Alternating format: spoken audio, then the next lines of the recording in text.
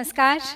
श्रीमद् वाल्मीकि रामायण अखंड पाठ के अंतर्गत हम पढ़ रहे हैं युद्ध कांड और आज है द्वादश यानी कि 12वां सर्ग। आज के सर्ग में है नगर की रक्षा के लिए सैनिकों की नियुक्ति रावण द्वारा। रावण का सीता के प्रति अपनी आसक्ति बताकर उनके हरण का प्रसंग बताना और भावी कर्तव्य के लिए सभासदों की सम्मति मांगना। तो इस पर मिलती है पहले तो उसे कुंभकर्ण की फटकार और फिर वो उठाता है समस्त शत्रुओं के वध का स्वयं ही भार। तो चलिए प्रारंभ करते हैं। सतां परिषदं कृत्स्नां समीक्ष्य समितिञ्जयः प्रचोदयामास तदा प्रहस्तं वाहिनीपतिं।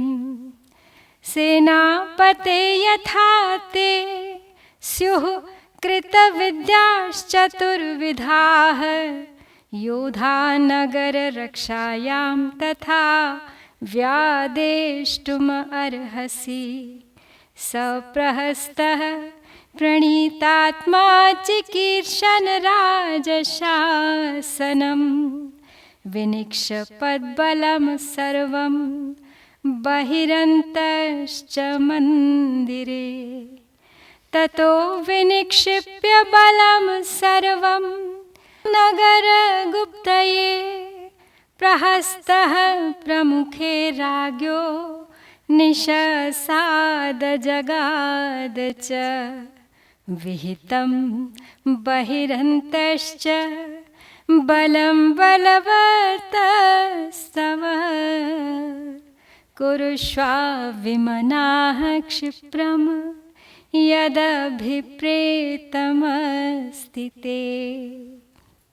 तो शत्रु विजयी रावण ने उस संपूर्ण सभा की ओर दृष्टिपात करके सेनापति प्रहस्त को उस समय इस प्रकार आदेश दिया। सेनापति, तुम सैनिकों को ऐसी आज्ञा दो जिससे तुम्हारे अस्त्र विद्या में पारंगत रथी, घुड़सवार, हाथी सवार और पैदल योद्धा नगर की रक्षा में तत्पर रहें। अपने मन को वश में रखने वाले प्रहस्त ने राजा के आदेश का पालन करने की इच्छा से सारी सेना को नगर के बाहर और भीतर यथा योग्य स्थानों पर नियुक्त कर दिया। नगर की रक्षा के लिए सारी सेना को तैनात करके प्रहस्त राजा रावण के सामने आ बैठा और इस प्रकार बोला। हे राक्षस राज, आप महाबली महाराज की सेना को मैंने नगर के बाहर और भीतर यथास्थान नियुक्त कर दिया है। अब आप स्वस्थ चित्त होकर शीघ्र ही अपने अभीष्ट कार्य का संपादन कीजिए। प्रहस्तस्य वचः श्रुत्वा राजा राजहितैषिणः सुखेप्सुः सुहृदां मध्ये व्यजहार स रावणः। प्रिया प्रिये सुखे दुःखे लाभालाभे हिताहिते धर्म कामार्थ कृच्छ्रेषु यूयमर्हथ वेदितुम्। सर्वकृत्यानि युष्माभिः समारब्धानि सर्वदा मंत्रकर्म नियुक्तानि न जातु विफलानि मे। स सोमग्रह नक्षत्रैर्मरुद्भिरिव वासवः भवद्भिरहमत्यर्थं वृतः भवद्भिरहमत्यर्थं वृतः श्रियमवाप्नुयाम्। अहं तु खलु सर्वान् वासमर्थयितुमुद्यतः कुम्भकर्णस्य तु स्वप्नान्येममर्थमचोदयम्। तो राज्य का हित चाहने वाले प्रहस्त की यह बात सुनकर अपने सुख की इच्छा रखने वाले रावण ने सुहृदों के बीच में यह बात कही। बोले, हे सभासदों, धर्म, अर्थ और काम विषयक संकट उपस्थित होने पर आप लोग प्रिय अप्रिय, सुख दुख, लाभ हानि और हित अहित का विचार करने में समर्थ हैं। आप लोगों ने सदा परस्पर विचार करके जिन जिन कार्यों का आरंभ किया है वे सब के सब मेरे लिए कभी निष्फल नहीं हुए हैं। जैसे चंद्रमा, ग्रह और नक्षत्रों सहित मरुद्गणों से घिरे हुए इंद्र स्वर्ग की संपत्ति का उपभोग करते हैं, उसी भांति आप लोगों से घिरा रहकर मैं भी लंका की प्रचुर राजलक्ष्मी का सुख भोगता रहूं, बस यही मेरी अभिलाषा है। मैंने जो काम किया है उसे मैं पहले ही आप सबके सामने रखकर आपके द्वारा उसका समर्थन चाहता था, परंतु उस समय कुंभकर्ण सोए हुए थे, इसलिए मैंने इस बात की चर्चा नहीं चलाई। अयम हि सुप्तः षण्मासान कुंभकर्णो महाबलः सर्वशस्त्रभृतां मुख्यः स इदानीं समुत्थितः। इयं च दण्डकारण्यात् रामस्य महिषी प्रिया रक्षोभिश्चरितोद्देशादानीता जनकात्मजा। सामेन शय्यामारोढुम् इच्छत्यलसगामिनी त्रिषु लोकेषु चान्यामेन सीता सदृशी तथा। तनुमध्या पृथुश्रोणी शरदिन्दुनिभानना हेमबिम्बनिभा सौम्या मायेव मय निर्मिता। सुलोहिततलौ श्लक्ष्णौ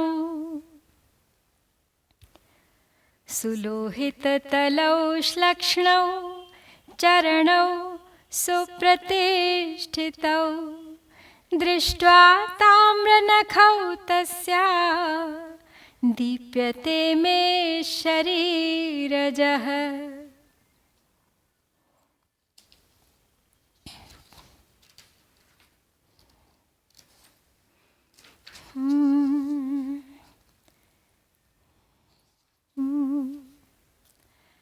रावण आगे कहता है कि समस्त शस्त्रधारियों में श्रेष्ठ महाबली कुंभकर्ण, वो तो 6 महीने से सो ही रहे थे, अभी इनकी नींद खुली है, तो मैं दंडकारण्य से, जो राक्षसों के विचरने का स्थान है, राम की प्यारी रानी जनक दुलारी सीता को हर लाया हूँ। किंतु वह मंदगामिनी सीता मेरी शैया पर आरूढ़ होना नहीं चाहती है। मेरी दृष्टि में तीनों लोकों के भीतर सीता के समान सुंदरी स्त्री दूसरी कोई नहीं है। उसके शरीर का मध्य भाग अत्यंत सूक्ष्म है, कटी के पीछे का भाग स्थूल है, मुख शरत काल के चंद्रमा को लज्जित करता है। वह सौम्य रूप और स्वभाव वाली सीता सोने की बनी हुई प्रतिमा सी जान पड़ती है। ऐसा लगता है जैसे वह मायासुर की रची हुई कोई माया हो। उसके चरणों के तलवे लाल रंग के हैं, दोनों पैर सुंदर, चिकने और सुडौल हैं तथा उसके नख तांबे जैसे लाल हैं। सीता के उन चरणों को देखकर मेरी कामाग्नि प्रज्वलित हो उठती है।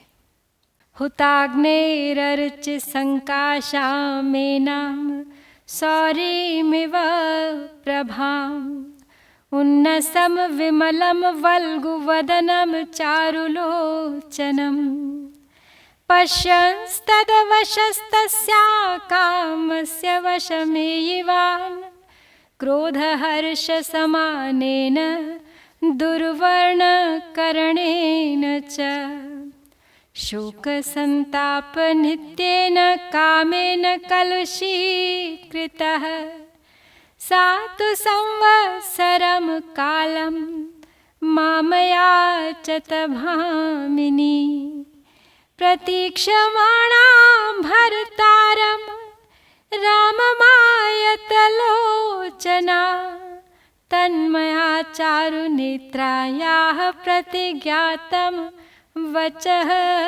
शुभम्। श्रान्तो अहं सततं कामार्यातो हयैवा ध्वनि कथं सागरम् अक्षोभ्यं तरिष्यन्ति वनौकसः बहुसत्त्वझशाकीर्णं तौ वा दशरथात्मजौ अथवा कपिनैकेन कृतं नः कदनं महत् दुर्गेयाः कार्यगतयो ब्रूतयस्य यथा मति मानुषान्नो भयं नास्ति तथापि तो विमृश्यताम्। तो रावण अपनी सभा में सीता की प्रशंसा कर रहा है और अपने हृदय की इच्छा अपने सभासदों पर व्यक्त कर रहा है। आगे कहता है रावण कि जिसमें घी की आहुति डाली गई हो, उस अग्नि की लपट और सूर्य की प्रभा के समान इस तेजस्विनी सीता को देखकर तथा ऊंची नाक और विशाल नेत्रों से सुशोभित उसके निर्मल एवं मनोहर मुख का अवलोकन करके मैं अपने वश में नहीं रह गया हूँ। काम ने मुझे अपने अधीन कर लिया है। जो क्रोध और हर्ष दोनों अवस्थाओं में समान रूप से बना रहता है, शरीर की कांति को फीकी कर देता है और शोक तथा संताप के समय भी कभी मन से दूर नहीं होता, उस काम ने मेरे हृदय को कलुषित व्याकुल कर दिया है। विशाल नेत्रों वाली माननीय सीता ने मुझसे 1 वर्ष का समय मांगा है। इस बीच में वह अपने पति श्री राम की प्रतीक्षा करेगी। मैंने मनोहर नेत्रों वाली सीता के उस सुंदर वचन को सुनकर उसे पूर्ण करने की प्रतिज्ञा कर ली है। जैसे बड़े मार्ग में चलते चलते घोड़ा थक जाता है, उसी प्रकार मैं भी काम पीड़ा से थकावट का अनुभव कर रहा हूँ। वैसे तो मुझे शत्रुओं की ओर से कोई डर नहीं है, क्योंकि वे वनवासी वानर अथवा वे दोनों दशरथ कुमार श्री राम और लक्ष्मण असंख्य जल जंतुओं तथा मत्स्यों से भरे हुए अलंघ्य महासागर को कैसे पार कर सकेंगे। अथवा एक ही वानर ने आकर हमारे यहाँ महान संहार मचा दिया था, इसलिए कार्य सिद्धि के उपायों को समझ लेना अत्यंत कठिन है। अतः जिसको अपनी बुद्धि के अनुसार जैसा उचित जान पड़े वह वैसा ही बताए। तुम सब लोग अपने विचार अवश्य व्यक्त करो। यद्यपि हमें उस मनुष्य से कोई भय नहीं है, तथापि तुम्हें विजय के उपाय पर विचार तो करना ही चाहिए। अब यहाँ पे रावण ने अपने सभासदों के सामने अपनी झूठी उदारता दिखाने के लिए सर्वथा असत्य कहा है। सीता जी ने कभी अपने मुंह से ये नहीं कहा था कि मुझे 1 वर्ष का समय दो, यदि उतने दिनों तक श्री राम नहीं आए तो मैं तुम्हारी हो जाऊंगी। तो सीता ने तो सदा तिरस्कार पूर्वक उसके जघन्य प्रस्ताव को ठुकराया ही था। इसने स्वयं ही अपनी ओर से उन्हें 1 वर्ष का अवसर दिया था। तदा देवासुरे युद्धे युष्माभिः सहितो जयम् ते मे भवन्तश्च तथा सुग्रीव प्रमुखान् हरीन् परे पारे समुद्रस्य पुरस्कृत्य नृपात्मजौ सीतायाः पदवीं प्राप्य सम्प्राप्तौ वरुणालयम् अदीया च यथा सीता वध्यौ दशरथात्मजौ भवद्भिर्मन्त्र्यतां मन्त्रः सुनीतं चाभिधीयताम् न हि शक्तिं प्रपश्यामि जगत्यन्यस्य कस्यचित् सागरं वानरैस्तीत्वा निश्चयेन जयो मम तस्य कामपरितस्य निशम्य परिदेवितं कुम्भकर्णः प्रचुक्रोधवचनं चेदमब्रवीत् यदा तु रामस्य सलक्ष्मणस्य प्रसह्य सीता खलु सा इहाहृता सकृत् समीक्ष्यैव सुनिश्चितं तदा भजेत चित्तं यमुनेव यामुनं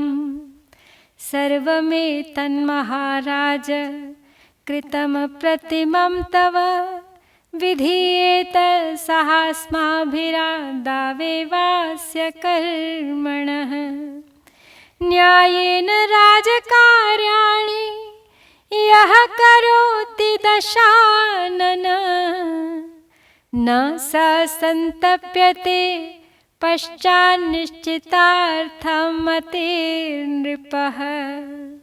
रावण आगे अपने सेना को संबोधित करते हुए कहता है कि उन दिनों जब देवताओं और असुरों का युद्ध चल रहा था, उसमें आप सब लोगों की सहायता से ही मैंने विजय प्राप्त की थी।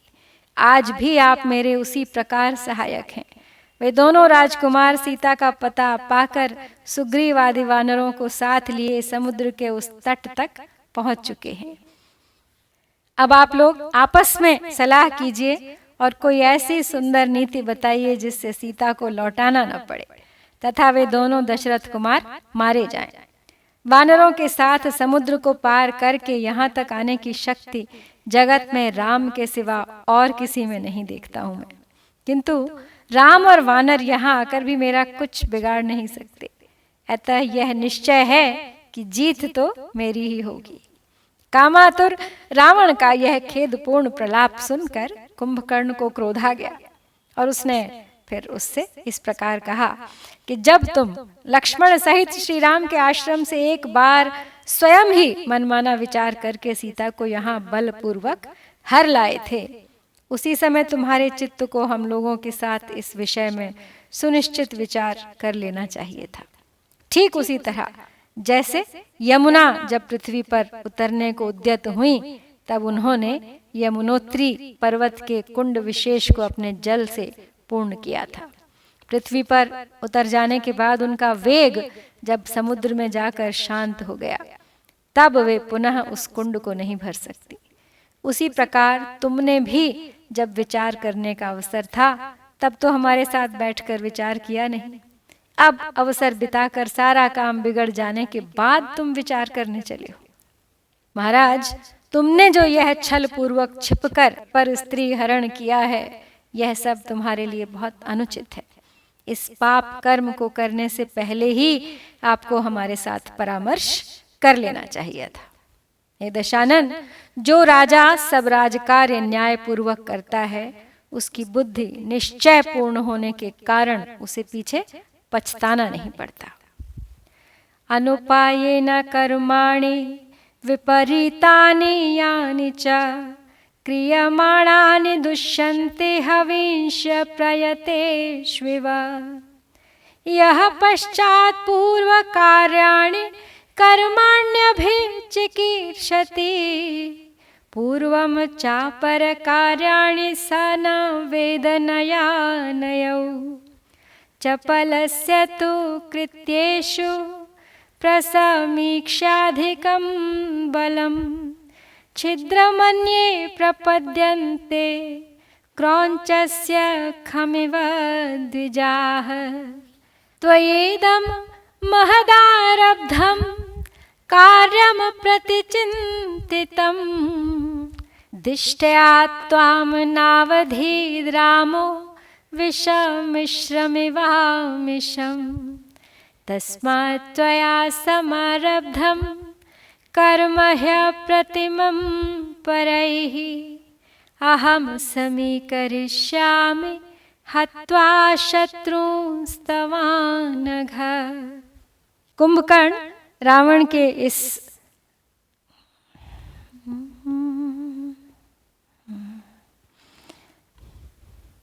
आगे कह रहा है कुंभकर्ण कि जो कर्म उचित उपाय का अवलंबन किए बिना ही किए जाते हैं तथा जो लोक और शास्त्र के विपरीत होते हैं, वे पाप कर्म उसी तरह दोष की प्राप्ति कराते हैं जैसे अपवित्र अभिचारिक यज्ञों में होमे गए हविष्य।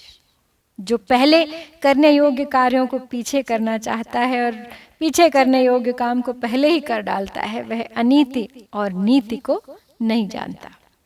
शत्रु लोग अपने विपक्षी के बल को अपने से अधिक देखकर भी यदि वह हर काम में चपल या जल्दबाज हैं, तो उसका दमन करने के लिए उसी तरह उसके छिद्र ढूंढते रहते हैं जैसे पक्षी दुर्लंघ्य क्रौंच पर्वत को लांघकर आगे बढ़ने के लिए उसके उस छिद्र का आश्रय लेते हैं, जिसे कुमार कार्तिकेय ने अपनी शक्ति का प्रहार करके बनाया था।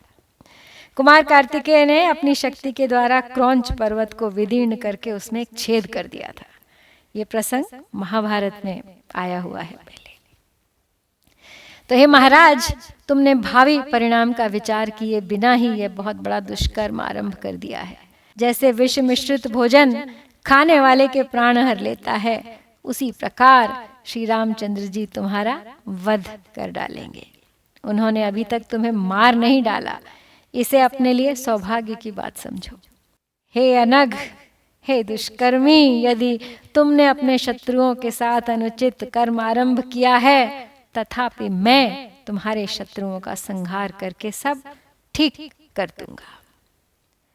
अहमुत्सादयिष्यामि शत्रूंस्तव निशाचर, यदि शक्र विवस्त्वन्तौ यदि पावक मारुतौ, तावहं योधयिष्यामि कुबेर वरुणावपि, गिरिमात्र शरीरस्य महापरिघ योधिनः, नर्दतस्तीक्ष्णदंष्ट्रस्य बिभीयाद्वै पुरन्दरः, पुनर्मां सद्वितीयेन शरेण निहनिष्यति, ततो अहं तस्य पास्यामि रुधिरं काममाश्वस, वधेन वै दाशरथेः सुखावहं, जयं तवाहर्तुम् अहं यतिष्ये, हत्वा च रामं सह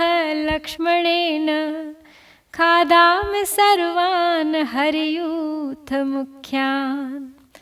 रमस्व कामं पिब चाग्रयवारुणी, कुरुष्व कार्याणि हितानि विज्वरः, मया तु रामे गमिते यमक्षयं, चिराय सीतावशगा भविष्यति। कुंभकर्ण अंत में रावण से कहता है कि तुमने पहले तो हमारी बात मानी नहीं, अब हमसे सलाह मांग रहे हो जिसका अब कोई फायदा नहीं। लेकिन अब जबकि हम तुम्हारी सेना में हैं और हम तुम्हारा साथ देने के लिए बाध्य हैं, इसलिए यद्यपि तुमने शत्रुओं के साथ अनुचित कर्म किया है, तथापि मैं तुम्हारे साथ तुम्हारे शत्रुओं का संहार करके सब ठीक करने को तैयार हूँ। ये निशाचर, तुम्हारे शत्रु यदि इंद्र, सूर्य, अग्नि, वायु, कुबेर और वरुण भी हों, तो मैं उनके साथ युद्ध करूंगा और तुम्हारे सभी शत्रुओं को उखाड़ फेंकूंगा। मैं पर्वत के समान विशाल एवं तीखी दाढ़ों से युक्त शरीर धारण करके महान परिघ हाथ में ले समर भूमि में जूझता हुआ जब गर्जना करूंगा, उस समय देवराज इंद्र भी भयभीत हो जाएंगे। राम मुझे एक बाण से मारकर दूसरे बाण से मारने लगेंगे, उसी बीच में मैं उनका खून पी लूंगा। इसलिए तुम पूर्णतः निश्चिंत हो जाओ। मैं दशरथ नंदन श्री राम का वध करके तुम्हारे लिए सुखदायिनी विजय सुलभ कराने का प्रयत्न करूंगा। लक्ष्मण सहित राम को मारकर समस्त वानर यूथपतियों को खा जाऊंगा। तुम बस आनंद से विहार करो, उत्तम वारुणी का पान करो और निश्चिंत होकर अपने लिए हितकर कार्य करते रहो। मेरे द्वारा राम के यमलोक भेज दिए जाने पर सीता चिरकाल के लिए तुम्हारे अधीन हो जाएगी।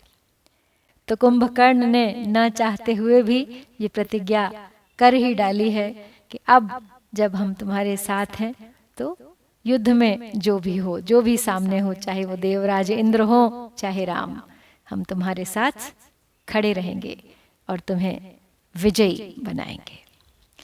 तो इसके साथ ही श्री वाल्मीकि निर्मित आर्ष रामायण आदि काव्य के युद्ध कांड में 12वां सर्ग यहाँ पर पूर्ण होता है। इत्यार्षे श्रीमद् रामायणे वाल्मीकिये आदि काव्ये युद्ध कांडे 12 सर्गः। ओम श्री सीता रामचंद्राभ्याम नमः।